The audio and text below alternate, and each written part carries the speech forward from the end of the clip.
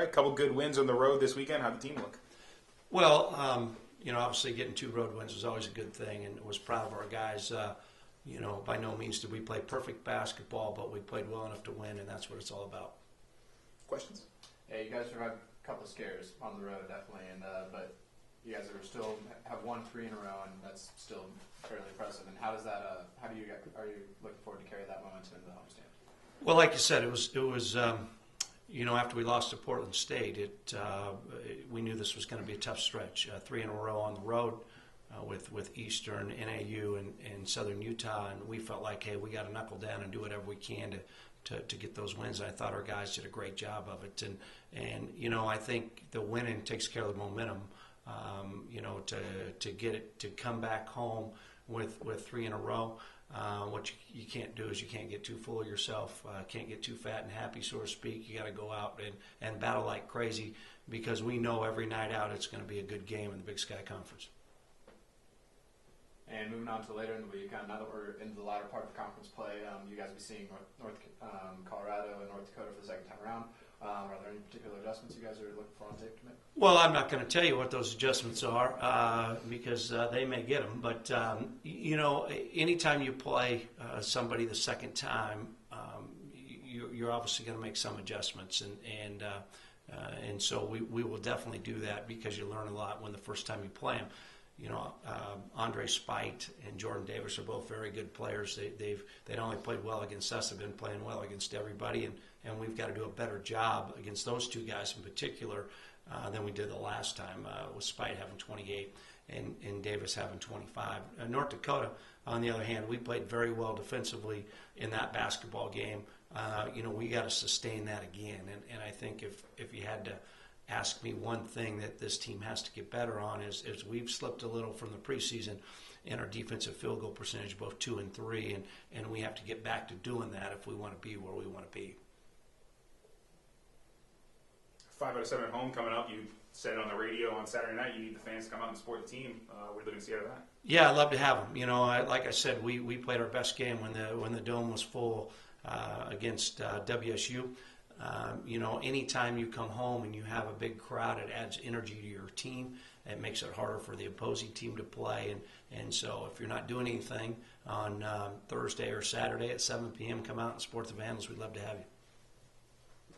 Kind of piggybacking on that, Coach, Saturday's going to be tribal relations night. Does the basketball team, does it have a role, or can it fulfill a function, kind of outreach to the tribes? No, I know Trayvon's involved in it. We really don't have a particular role in that project, so to speak. But we obviously recognize that they're going to be out and cheering us on, and we appreciate them coming. And I think our role is to go play some good basketball. Are there attributes of Trayvon's game that kind of reflect the fact that he's came from that res ball background? With Trey, I don't know exactly how to answer that question, but the one thing I'd tell you with Trey is he's a consistent guy day in and day out. He comes to work every day. He continues to work on his game. He continues to grow his game, and probably the thing I like most about Trey is he never gets too excited. He never gets too up. He never gets too down. You kind of know what you're going to get, and that's what allows him to be such a good free throw shooter, a guy who does a great job at taking care of the ball. Those are some attributes that Trey's been very solid in ever since he's been a Vandal. Have you been able to detect at all that having a guy like him here maybe resonates with other kids back on the reservation, saying, if he can do it, I can play? Obviously, Trey played at Clarkston, and so I think more than, say, the reservation, what I tell you is local kids in our area, Clarkston, Lewiston, Pullman, wherever the surrounding areas. I think that helps in that regard. We always say you got to take care of your home first, and recruiting close to home is really important to us, and so we go out to as many of those games as we possibly can to try to find a guy like Trayvon Allen or somebody who could help us that's obviously very close in proximity to the University of Idaho.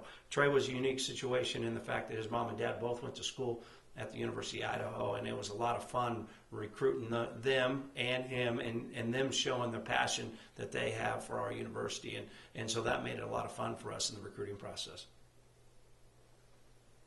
I guess kind of what I was going after with that last question is, a lot of those reservation kids don't see a way out. Having a guy like Trayvon here, does that maybe kind of give them something that they might be able to hook on going? Well, I'm sure it helps. No question about it. Might be a better question for the reservation guys, but I think now, the way I'd answer that question is obviously it helps because Trayvon's here. He's in the Native American program on campus. Does some work over there. He's very proud of his heritage, and I hope that those kids see that there is a way out. And he's obviously been a guy who's shown how to do it. BJ's the player of the week, had a great week last week, obviously. What have you seen out of him and his efforts coming into these games? Consistent improvement throughout his career, and I think that's what I'd tell you that is made me feel really good about where BJ Blake's at. He's continued to improve. He's continued to work hard. He had an unbelievable week last week to average whatever it was, 20-plus points a game and almost 10 rebounds a game. He deserved and earned the Big Sky Player of the Week. But like I always tell our guys, the reason why we're able to get individual awards is because the team wins. If we go 0-2 last week, he doesn't get that award. And it's about winning first. And BJ would tell you the same thing. But obviously he played very well over the weekend. Anything else for Coach?